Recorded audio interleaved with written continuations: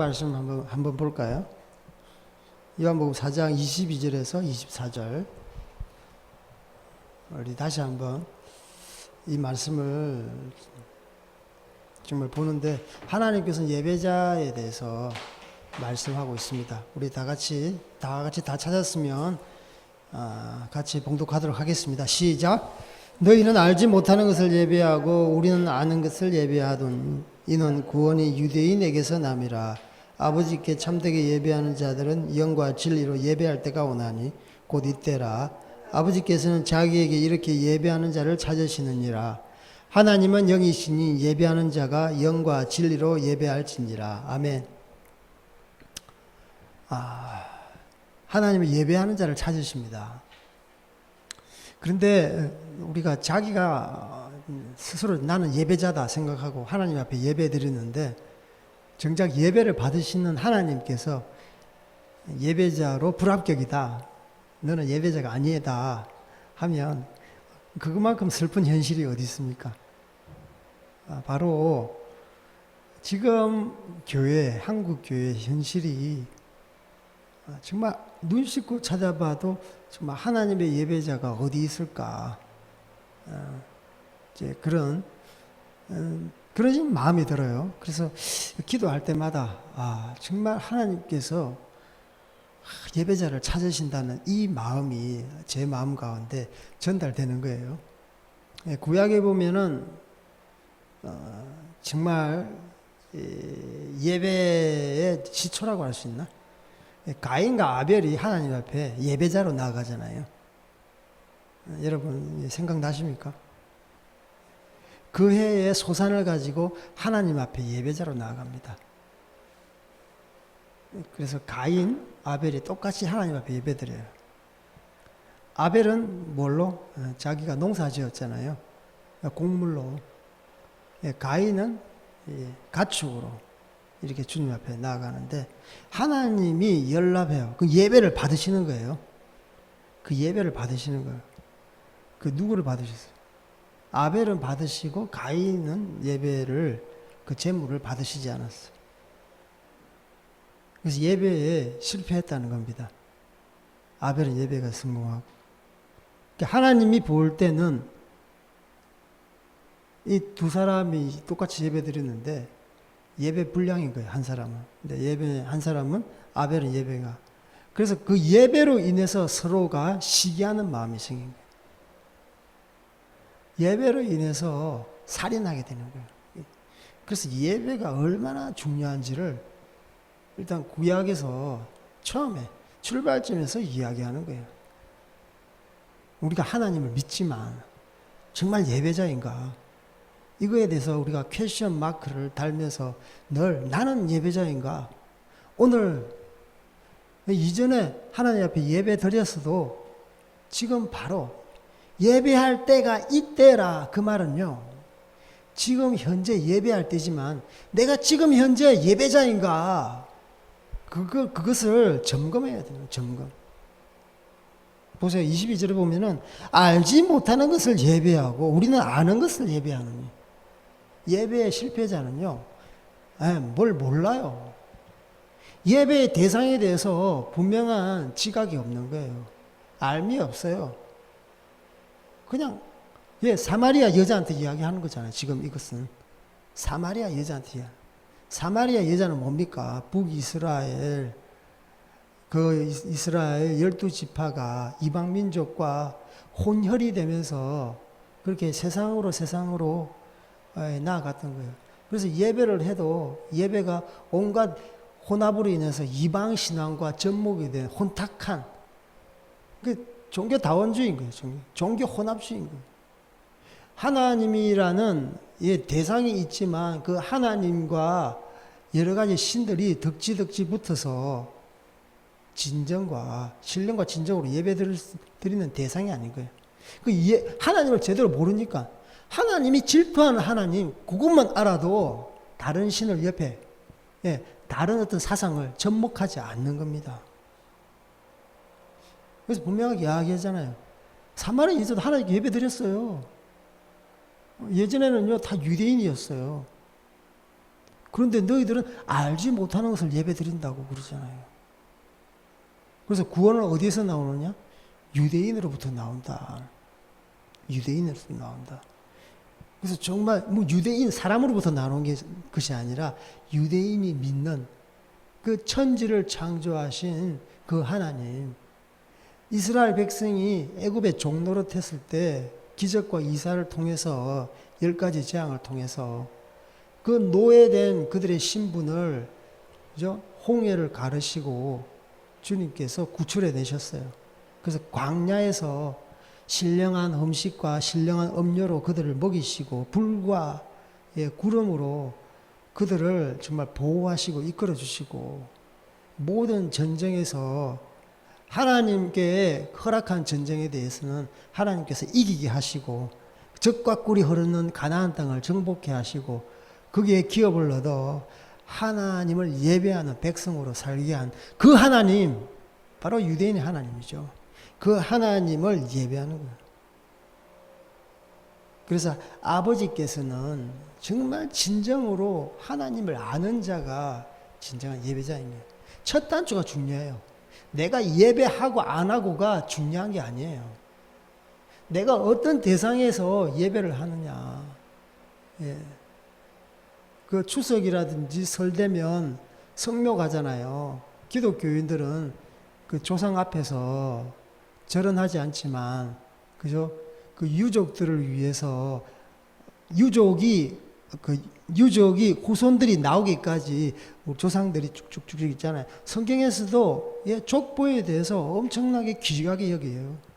네가 어디서 왔느냐, 뿌리에 대해서. 우리 또한 마찬가지예요. 우리의 뿌리를 찾으면 아담과 하와 그 위에 우리 하나님으로부터 왔잖아요. 그래서 우리가 성묘할 때 이 후손 우리 조상들로부터 왔는데 하나님의 뜻입니다. 지금 우리 유가족 후손들은 하나님 뜻대로 살게 하여 주십시오. 그렇게 예배 묵념하면서 조상을 보내주신 하나님께 감사하고 앞으로 지금 후손과 앞으로 태어날 후손에 대해서 하나님의 이름으로 축복하고 그것이 바로 성묘하는 진정한 의미인 것 같습니다. 그런데 우리 할아버지 그 산소에 갔는데 제가 오가잖아요. 오시잖아요. 성묘 저기 산소에 갔는데 다른 옆집에 김씨 아저씨 할아버지 산소 가가지고 거기서 왔다면 그것은 잘못된 거잖아요.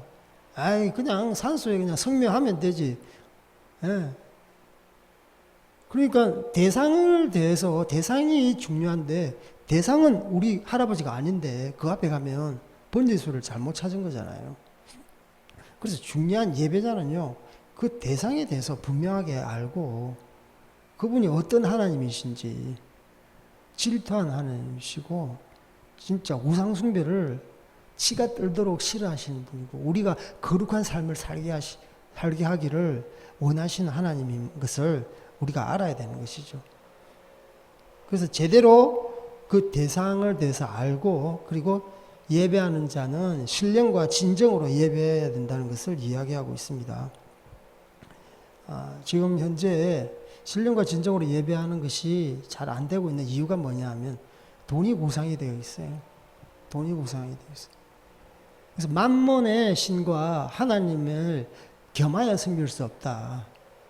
하나님을 귀하게 여기면 당연히 이 물질을 경하게 여기게 되는 거죠. 그런데 마음 가운데 물질이 중하게 여기면 하나님은 하찮고 경하게 여겨지는 거예요. 그래서 하나님께서 말씀에 누누이 이야기했어요. 너희 마음 가운데 한 마음을 품고 하나님 앞에 나와라. 그분은 질투하는 하나님이시다. 그래서 교회에서 예배 드릴 때 정말 우리가 손을 들고 기도하고 무릎 꿇고 당신께 기도하고 찬양하고 다른 사람 눈치를 보지 마세요. 왜 예배할 때 다른 사람 눈치를 보나? 내가 정말 하나님 앞에 손 들고 기도하고 싶다. 손 들고 찬양하고 싶다. 춤을 추고 싶다. 왜 눈치를 보냐요? 왜 눈치를 보나요? 그래서 하나님 앞에는요, 다윗과 같은 영성이 필요해요. 다윗이 우리가 정말 본받아야 되는 예배자입니다. 다른 사람의 시선은 아랑곳하지 않고 춤을 추잖아요. 하나님의 법궤가 들어오잖아요. 하나님의 임재, 그 상징이 법궤인데 그게 예루살렘으로 들어올 때 어떻게 합니까? 바지가 흘러내리는 거 상관없이 하나님을 예배하고 춤추잖아요. 예, 우리가 근데 다윗의 영성이 필요해요. 다윗은 목동입니다. 예, 광야에서 그렇게 양떼를 치면서 하나님 앞에 광야 영성으로 예배드렸던 거예요.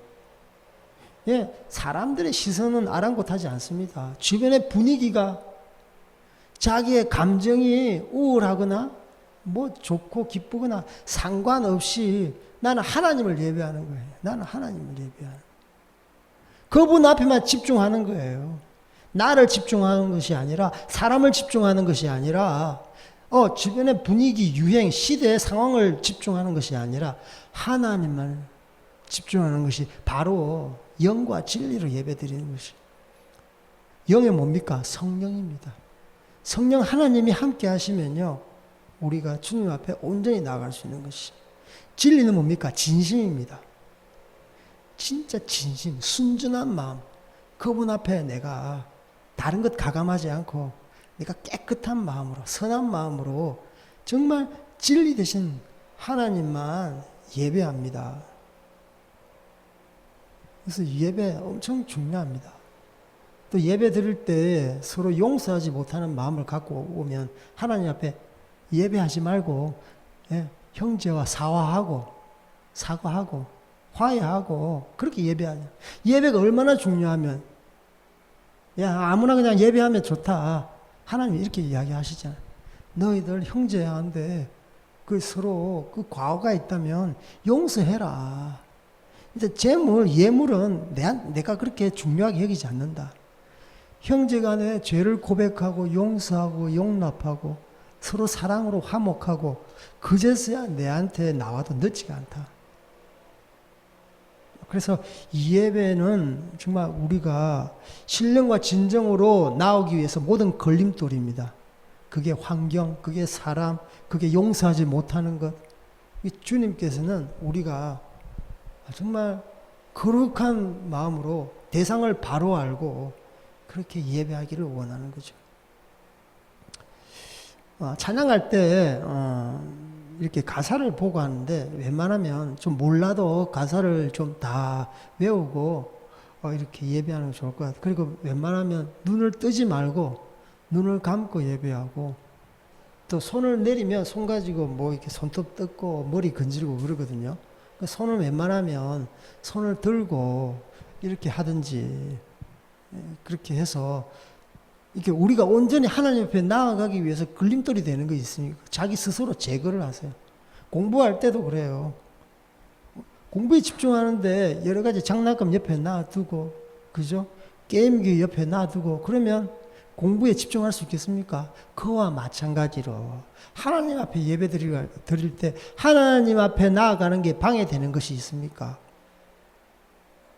뭐 다른 사람한테 잘 보이려고 옷도 이쁘고 뭐 목걸이도 금목걸이 차고 머리에 이쁜 핀을 꽂고 하나님 앞에서는 단정하다는 말은 뭡니까? 편하고 깨끗하고 좀 무난한 그게 그것입니다. 그래서 예배에 방해되는 것은 하나님 앞에서는요 좀 이렇게 나아가기가 좀 수장스러운 거예요. 뭐 이렇게 다른 사람한테 보일 거 있습니까? 그래서 예배 드릴 때 찬양하고 예배하고 기도하고 말씀 듣는 자세도 마찬가지예요.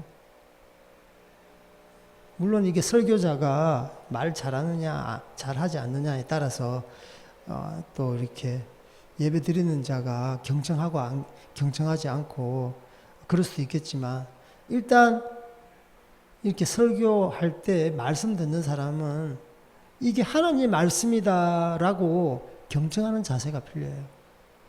설교자가 잘못 설교하면 그 설교자는 하나님 앞에 찐따를 맞는 거죠. 그런데 저희들도 이렇게 말씀을 대할 때 정말 받들어서 두렵고 떨리는 마음으로 이 말씀을 전가하는 거예요. 그런데 예배자는요, 저도 물론 예배자입니다. 우리 다 같이 하나님 말씀이 이렇게 울려 퍼지잖아요. 전파되잖아요. 그 말씀 앞에 우리가 아멘 복종하겠습니다. 이 말씀이 옳고 그렇고 맞냐 안 맞냐 자꾸만 불신이, 그게 바로 미혹의 영이에요. 그것은 집에 가서 하고 계속 이렇게 딴지를, 마음에 이렇게 생각에 딴지를 거는 마음이 있어요. 자기가 하나님이야. 예, 이 예배가 제대로 되고 있나? 찬양 제대로 하나? 저 금반 저 두드리는 저 자매 제대로 음이 맞나? 또 드럼 치는 저 형제 박자 잘 맞추냐? 기술이 스킬이 좀 있냐 없냐?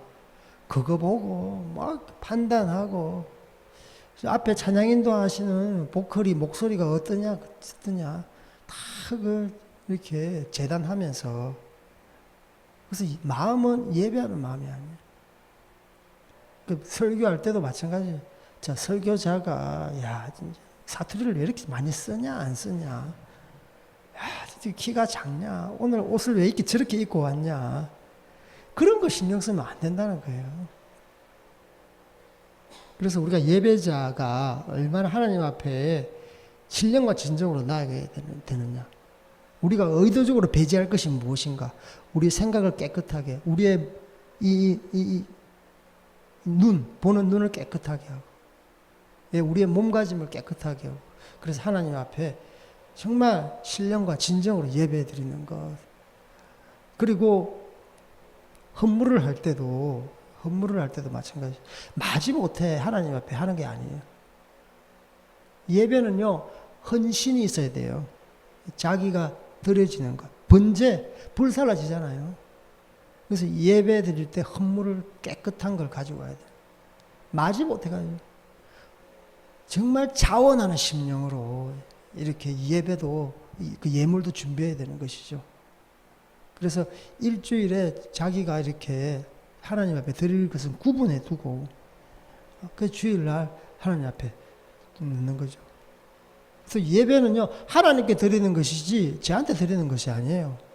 이 교회 운영을 위해서 드리는 것 아니에요. 교회 운영비가 모자라니까 이번에는 헌금을 드리고, 충분하니까 안 드리고, 뭐 조금 드리고, 그게 아닙니다. 하나님께 드려지는 거예요. 그래서 이 헌금은요, 어떻게 사용하느냐, 선교와 구제 헌금으로 다 사용하는 것이죠. 교회 운영도 선교와 구제 헌금에 포함되는 거잖아요. 여기서 예배 드리고, 여기서 그죠? 세금이 나가잖아요. 물 쓰고 전기 쓰고 가스 쓰고 다 나가잖아요. 임대료가 나가잖아요. 그래서 헌금 사용처에 대해서 우리가 뭘 이렇게 관심 있게 하고, 그 투명하게 헌금도 사용해야 된다. 그게 바로 잘못된 생각이에요. 하나님 마음대로 쓰는데 왜 네가 감독하려고 그러냐? 하나님의 세운 여기 사역자를 못 믿는 거냐? 반대로 생각할 때 그렇게 되는 거예요. 그래서 헌금을 갖다가 그냥 그 신자는 헌금 내는 것이 하나님께 드린 것으로 하면 되는 것이지, 자기가 그 헌금을 감독하겠다? 회개하겠다? 그것은 하나님의 자리에 앉겠다는 겁니다. 교회 민주화? 그것은 굉장히 인본주의 사상입니다. 하나님은 그렇지 않았어요. 바로 헌물이 오잖아요. 그러면 가난한 자와 고아와 이 나그네, 그리고 레위들과 거기서 그 자리에서 다 그냥 먹었어요. 예, 필요에 따라서 다 나누어 주고요. 원래 그렇게 성경이 그렇게 하는 거예요. 그걸 은행에 쌓아두고 그것을 회계 감사를 두고 하는 게 아닙니다. 은행 직원이 이야기하더라고요. 교회 헌금이 제일 질적으로 좋은 돈이라고. 왜냐하면 현금이니까. 음이 아니고 현금이에요. 공장, 기업하면 음이 막 들어와요. 그래서 만약에 교회에서 헌금이 들어왔다. 그러면 은행의 그 지급 준비 지준율, 지급 준비율이 있어요. 그래서 100만 원이 들어오면 예를 들어 그 10만 원을 놔두고 90만 원은 그것을 이렇게 다시 신용 창출이라는 그런 경제 용어가 있어요. 그걸 가지고 돈을 노는 거예요. 돈을 갖고 노는 거예요. 그래서 그 90만 원을 이렇게 다른 데 빌려주는 거죠. 기업에 빌려주고, 그죠? 사채업자, 제2, 제3 금융권에 들어가면 사채 이자가 굉장히 높아져요. 그 돈놀이 하는 겁니다. 그래서 교회 헌금이, 금융업자들, 일하지 않는 금융업자들이 돈놀이 하는 자금줄이 된다는 거예요. 그래서 교회가 은행에 차곡차곡 하나님의 헌금을 쌓아두면 하나님께서 흠양하는 예물이 아닙니다. 하나님께서 받으시는 예물이 아니죠. 그것은 교회의 교육자들이 하나님 앞에 해결해야 될 문제입니다. 이건 심각하게 정말 거기서 돌이키시고, 지금 부교육자 전도사님들이 극빈자의 생활을 하고 있습니다. 담임 목사는 그런 대로 사례비를 좀 받는 것 같아요. 저도 이렇게 많은 부교육자하고 같이 사역해봤는데 진짜 삶이 장난이 아니에요. 교인들이 찔러주는 헌금 외에 헌금이 없으면 사례비로는 진짜 택도 없습니다. 서울의 4인 가족이 적어도 300 이상이 애들 교육시키고 드는데, 그 200만 원도 안 되더라고요. 그 200만 원도 안 돼. 그러니까 정부에 기대어서 극빈자 그런 혜택 돈을 받죠. 그러니까 나라가 교회를 못 살게 구는 거예요. 돈을 받아 먹었으니까 너희들이 과세를 내라. 당당히 요구하는 게 정부, 우리 정부도 이해가 돼요. 왜냐하면 교회 교육자들이 세금을 타다가지고 자기 생활비를 쓰니까. 그 교회도 세금 내야 된다는 것이죠. 이게 중요한 것은 교회의 헌금이 제대로 사용되는 것, 바로 그것도 예배입니다. 헌물이 태워지는 거예요. 하나님께 드려지는 겁니다. 그걸 왜 은행에 드려요? 왜 사채업자에 드립니까? 그게 월스트리트, 세계 금융의 중심, 뉴욕의 월스트리트에 그 자금이 들어가잖아요. 그래서 교회 헌금이 제일 좋다고 그러잖아요. 성격상 현금이니까. 이게 사채업자, 금융업자만 배불리는, 그래서 교회가 그것을 일조하고 있고 조장하고 있는 겁니다. 하나님은 그 죄를 물으시는 거죠. 그래서 예배 중요합니다. 예배자로서의 자세, 그 헌물 드리는 것, 또 헌물이 하나님께 드려지는 것, 그것을 관리 감독은 하나님께서 하시는 권한이 있는 거예요. 그것은요, 구제와 선교 헌금으로 다 사용되어야 됩니다. 주변에 가난한 자가 넘칩니다. 나그네가 넘쳐요. 가난한 교육자가 넘칩니다. 이것은 뭘 설명하는 겁니까? 지금 헌금이 작아서 그렇습니까? 헌금을 제대로 사용하지 못하는 거예요. 하나님 앞에 헌금을 제대로 사용하지 못한다는 것은 하나님 앞에 예배 드리는 것이 잘못됐다는 것을 이야기하고 있습니다. 그래서 우리가 알지 못하는, 하나님을 제대로 알면은요, 헌금 사용도 제대로 합니다. 헌금 내는 것도 제대로 냅니다. 형제하고 제대로 화해를 하고 예배자의 자세로 옵니다. 하나님을 제대로 알 때, 하나님을 제대로 경배하면 신령과 진정으로 자기 몸가짐을 반듯하게 하고 나오는 것이죠. 바로 이것입니다. 지금 예배는요, 홍수처럼 풍성해요. 그런데 정말 하나님을 예배하는 예배가 없는 거예요. 예배자가 없는 거예요. 예배가 없다는 말은 예배자가 없다는 말입니다. 그래서 지금 이 시대에 말씀은 많지만 정말 우리의 영혼을 적시는 말씀이 없습니다. 예배는요, 화려하지만 하나님께서 흠양하는, 연락하는 예배는 없습니다. 이것은 정말 서글픈 일입니다. 이것은 정말 서글픈 일이에요. 화려한 무대 조명은 있죠. 정말 현란한 악기 다루는 기술은 뛰어나죠. 이전보다 정말 얼마나 좋습니까? 의자들은 참 안락 의자죠. 예전처럼 바닥에 주저앉고 그런 거 아니잖아요. 예. 그 옆에 중간중간에 예배 드리다가 눈물 흘리면 닦으라고 화장지도 다 준비해 있고, 야, 이런 교회가 어디 있습니까? 그러니까 우리가 제대로 예배자로 서기만 하면, 제가 정말 예배가 얼마나 중요한지 몸소 깨달았던 게, 제가 군대는 방위 갔다 왔습니다. 뭐 방위 갔다 온 주제에 또 군대 이야기 하네. 뭐 그렇게 또 생각하실 수도 있는데 일단 들어보십시오. 신병 훈련이 굉장히 힘들지 않습니까?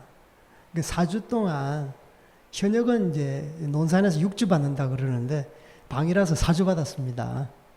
4주 받는데 진짜 힘들더라고요. 너무 힘들어요. 평소에 뭐 화장실에 대변은 하루에 한 번씩 하잖아요. 그런데 제가 일주일에 지났는데도 불구하고 화장실을 안 가봤어요. 화장실을 안 가봤어요. 소변도 전부 다 땀으로 다 그냥 나오니까 밥도 엄청 많이 먹었어요. 그래서 밥 많이 먹는다고 그 식사 취사병이요. 이제 짝대기 2개 1병인데 스푼이 굉장히 크거든요. 그걸로 나보고 더 달라 한다고 그걸로 굉장히 그거 완전히 무기거든요. 한번 맞으면 엄청나요. 그걸 들고 그 국자인데 들고 통을 때리는 거예요. 야, 그만 처먹으라면서. 그때 말 그대로 제가 하는 거예요. 그래서 제가 여기 맞고, 야, 하늘에 별이 그냥 엄청 많이 보이더라고요. 예. 불쌍하죠. 그러니까 배가 고프니까. 화장실 시간이 없어서 안 간 게 아니라 진짜 땀으로 다 소진되고 또 긴장되니까 대변도 안 나오고 그래서 일주일 만에 나왔어요. 근데 일주일 만에 이제 또 주일이 딱 다가오잖아요. 주일 종교 생활이라고 법당에 갈 사람 법당에 가고 천주교 갈 사람 가고 그리고 기독교 예배 드리러 갈 사람 가라고. 그런데 그 교관이라는 작자가 지금도 막 욕이 나오려고 그러는데 서울 사람인데 와 얼마나 그냥 못 살게 구는지 저를 엄청 못 살게 굴더라고요. 즉 교회 가야 된다고 그랬더니 너는 가지 말라고. 너는 오늘 저기 변소 청소도 좀 하고 간물 때 좀 이렇게 우리 정리도 좀 하고 그렇게 하라고 그러더라고요. 그래서 제가 당당히 대들었어요. 이 종교생활을 해야 됩니다. 이 법적으로 정해져 있는데 왜 저는 기독교 신자인데 예배 못 드립니까? 그랬더니 바로 옆차기가 날아오는 거예요. 진짜 거기서 한 5m에서 뛰어오더니 진짜 옆차기로 가슴팍을. 저는 뒤로 이렇게 넘어졌죠. 그래도 일어나서 가게 해주십시오. 왜? 아주 그러면서 얘가 대드네 그러면서 나하고 한판 붙자는 거야? 막 그러는 거예요. 그러면서 물론 이렇게 다리로 아까처럼 날라차기 한번 하고 때리지는 않더라고요. 그런데 자기가 아는 발차기 기술은 내 앞에서 다 선보이는 거예요. 뭐 뒤돌아차기, 앞차기, 옆차기, 그리고 날라서 차는 것도 너 맞고 싶어? 막 그러는 거예요. 그래서 그래도 가야 됩니다. 그랬더니 그러면서 꿀밥을 한번 이렇게 주면서 그러면 저기 줄 서라고. 그래서 제가 갔어요. 줄 서 갔는데 늦었잖아요. 이미 예배가 시작되는데 막 찬양을 하더라고요. 그런데 제가 그 교회 문턱을 넘자마자 야, 눈에서 눈물, 코에서 콧물이 막 범벅을 하는데 이게 바로 그 예배다. 주님, 바로 하나님이 임재하는 거예요. 저는 그때 눈물 흘리고 콧물 흘리면서 1시간 정도 예배를 드렸는데 목사님 말씀 어떤 말씀인지도 모르겠어요.